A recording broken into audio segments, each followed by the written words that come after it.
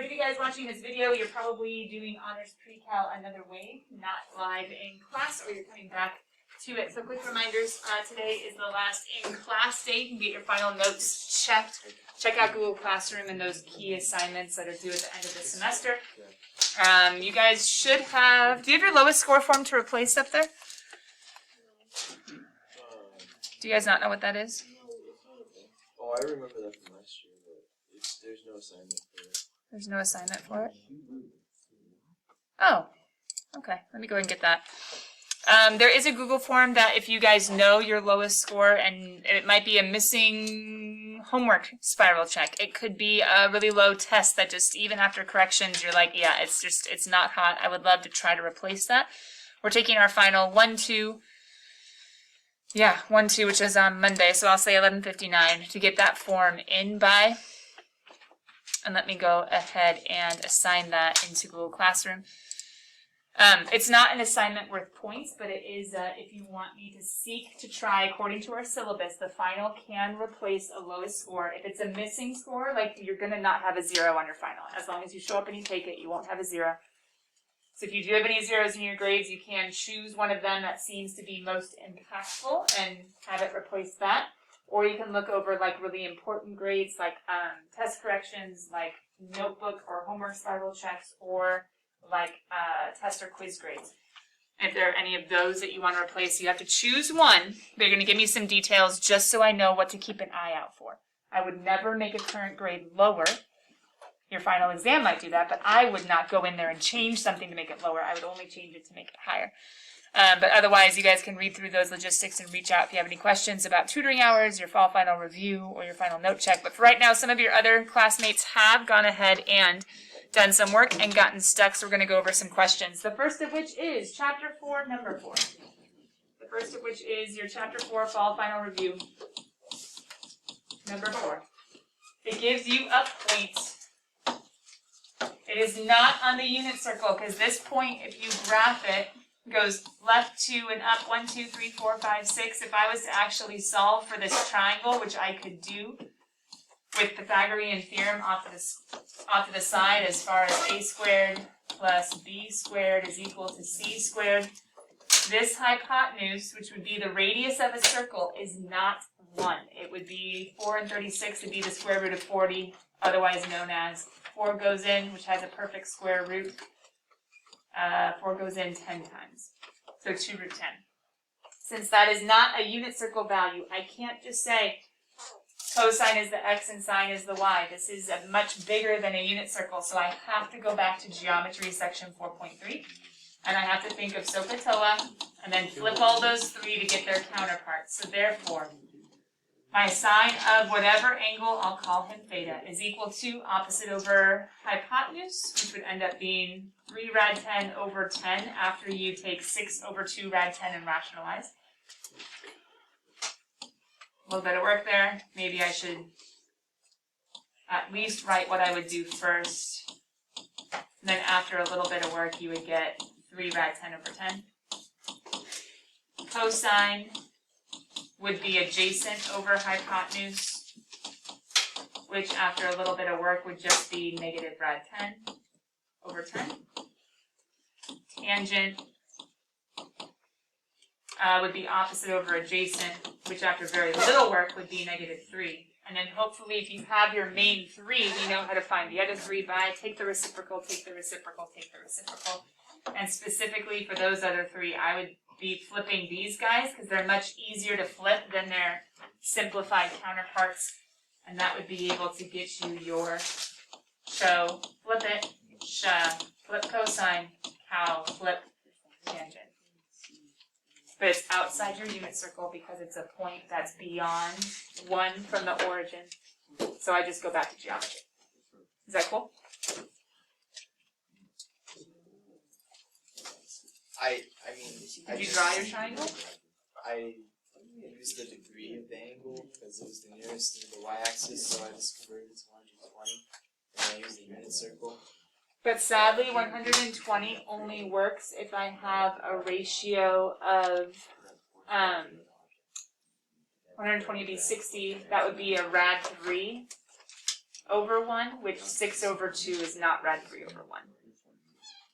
Oh, so you have to use the units. If it doesn't have the same ratios as a special triangle, you can't pretend it's a special triangle. The triangle is 1. Rad 3 and 2. Yes, but the y and the x-axis are like 1, and this is negative 2, and 6. So, True, but you could have negative 2 and then rad 3 negative 2, and it would technically still be a 60 degree. But if you divide your opposite over your adjacent, this is not a unit circle value. oh. Okay. Or if you did tangent inverse of this, the degree is not 120. That might be another way of saying it. I would actually probably do cosine inverse of this one. But yeah, for these numbers that are with negative 2 and 6, the only possible hypotenuse is 2 rad 10. And Ryan, this is not a 1, 2 rad 3 triangle. These ratios are very different than 1, 2 rad 3. Does that make sense? Yeah. Cool. Yeah. Moving on, we can go ahead and go backwards to number 1 on the same chapter.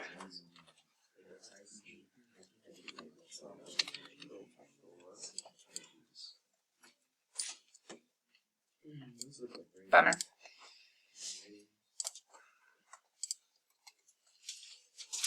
Going back to number 1, I believe that is a unit circle value. It says 5 pi over 4, and it just has you basically analyze 5 pi over 4. I think you guys can see it pretty clearly right here, so let's go ahead and just use that. So I'll keep the mouse right there, but solving number 1 says you know that 5 pi over 4 is your angle value, which is going to be 4 over 4 and a little bit more. It's going to be 4 over 4 and a little bit more.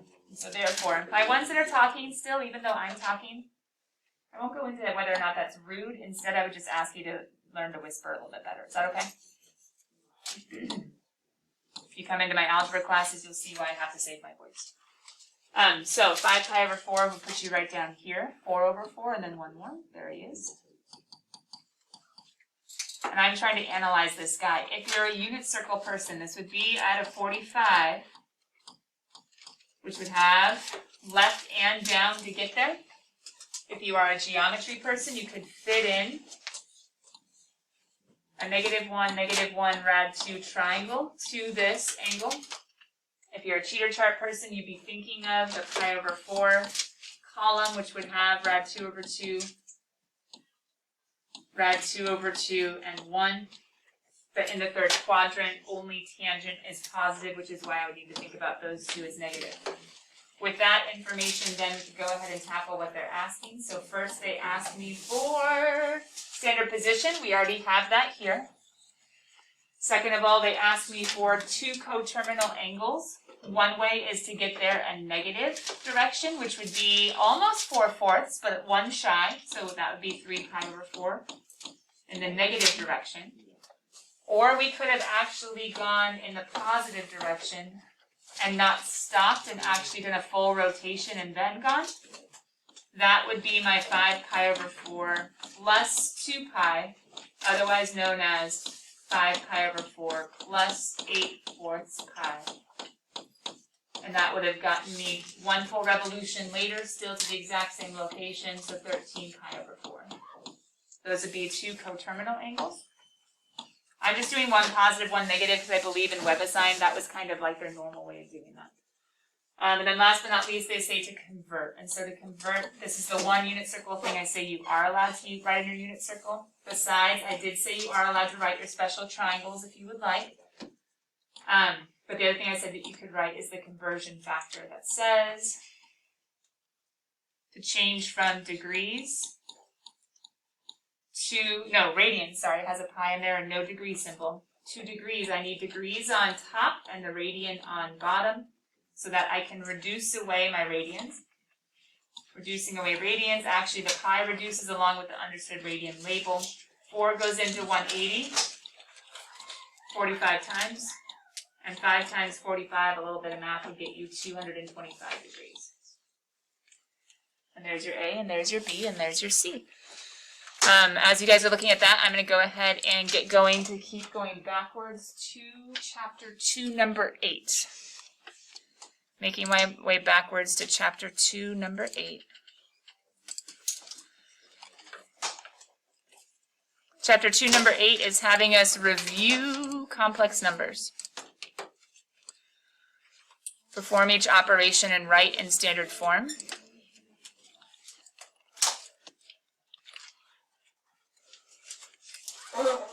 Remember, my standard form, just in general, for a complex number is a plus bi. So I need to think about little things like I is equal to the square root of a negative 1. And so I can do things in solving 8a, like saying, okay, if I have 10i minus, watch out for those parentheses, my imaginary component is going to be right here because I have a negative in there with the 25, and specifically, actually, I don't even need the negative, sorry, I don't need the 25, that's not the I is literally just that negative under the square root. And so a quick rewrite would go ahead and get me 10i, distribute the negative, and I could have I with just a good old-fashioned square root of 25. The I takes the place of that negative under the square root. Or some people might just jump ahead and say, isn't that 5? Because that's the square root of 25 with an I, and the answer would be yes. So therefore, my final answer in proper form with the real part first would go ahead and be negative 3, combine the I terms because they're alike. That would be A. For B, I'm going to have to go a little bit beyond the algebra over here because I have a multiplication, so I would have to go ahead and FOIL, which would get me 4 first outer would be there's a negative sign there. So I can change the subtraction to adding a negative, so I'm going to have negative 2 rad 3 with an I, and then plus 2 rad 3 with an I. They're writing it a way I don't like, where the I is outside the radical. That's tricky. I would rather put the I by the 2, but I'm just trying to write it the way they did. The square root technically ends before, if you guys look really, really close. First, outer, inner, and last would be a minus and a rad 3 I squared. I can, of course, combine these inner terms because they are alike. And I would end up with 4. They're bound to be doing presentations. The square root of 3 times the square root of 3, doesn't that just end up being 3? But you have an I that's squared. And what do we know about I squared? Yeah, well, not 1. The square root goes away, and negative 1 is left, and so this is why I have 4 minus 3 times negative 1, which is really just 7. 4 plus 3. It's kind of crazy. It ends up being real. And that also reminds you that multiplying a complex number by its conjugate always should end up real, which is a nifty trick for things like simplifying divisions of complex numbers. The last question that I had brought up was way back in chapter 1. Thinking about that whole even and odd idea, looking at number 13. If we correctly located that. Ooh, nasty. There we go. Number 13 gives us a lot of different questions, actually, right? So let me try to get my camera to focus in on who we need to look at, which is just this guy.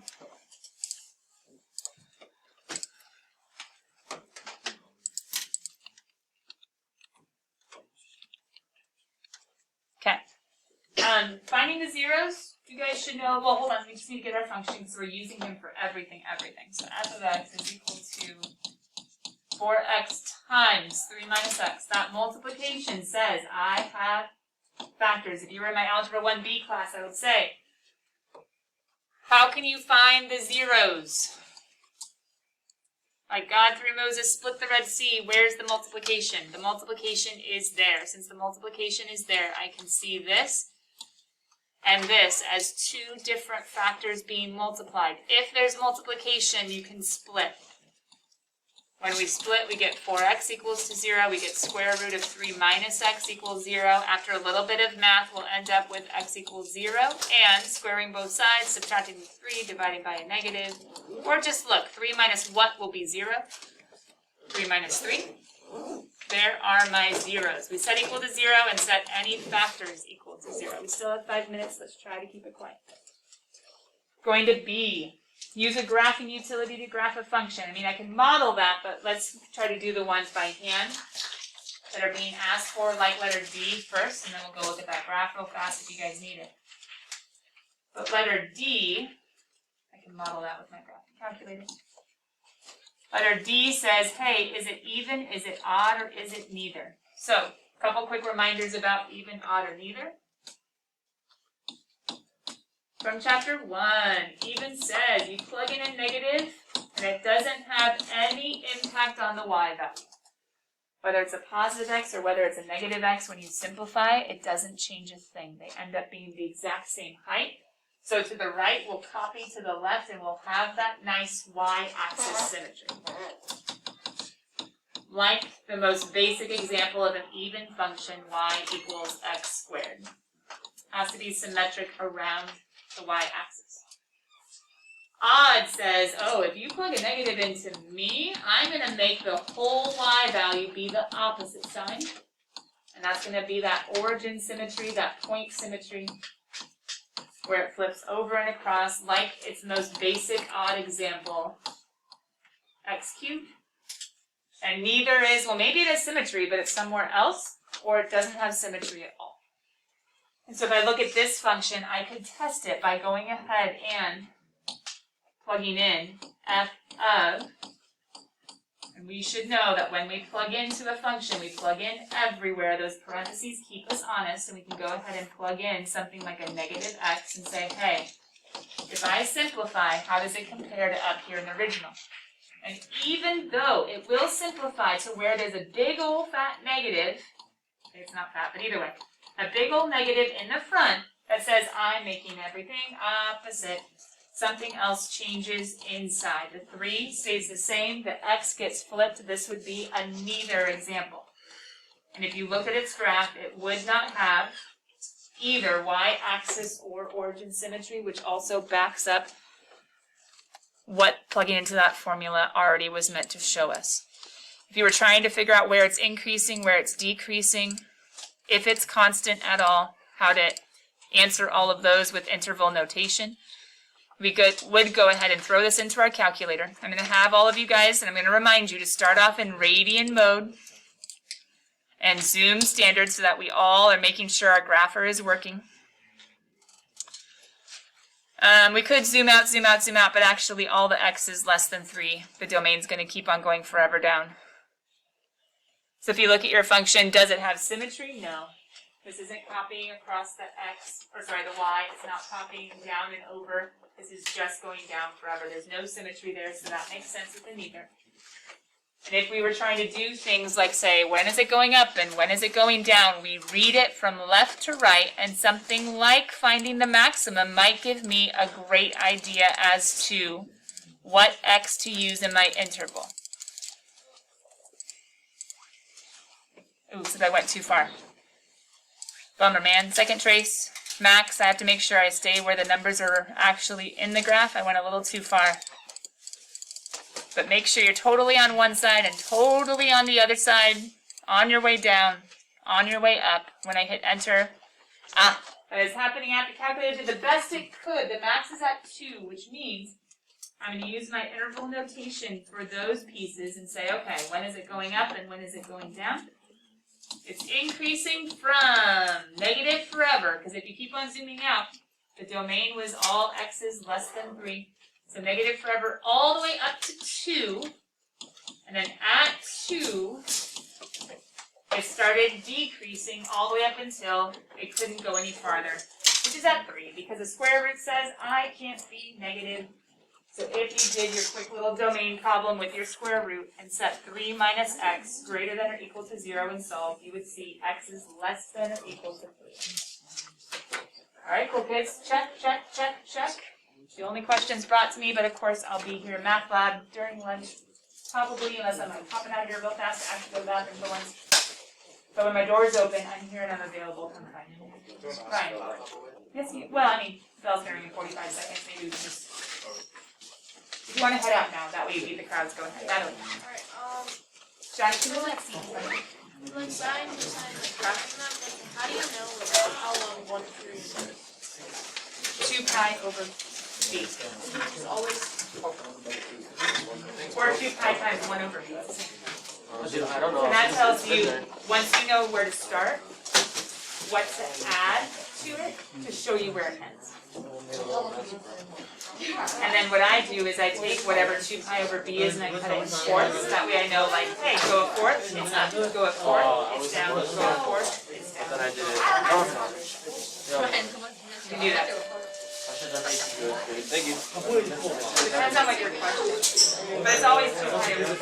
so once it goes like that's fine. 2 pi, like if you take where it starts and where it ends and subtract it, that's the period. So if you know where to start it, remember you said shift? If you know where to start it, so say it shifted pi. If it's a 2 pi over 1, b is just 1, then 1 pi would be the beginning and 3 pi would be the end. And then I would evenly So split the it gap up is into always 2. down. If it's down. But if b is 2, then 2 pi gets cut in half. And so then you only have half of that. And that would be it. In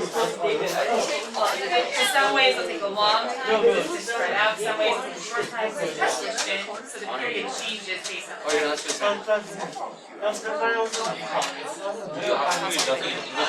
Come this way, Sasha. Sorry.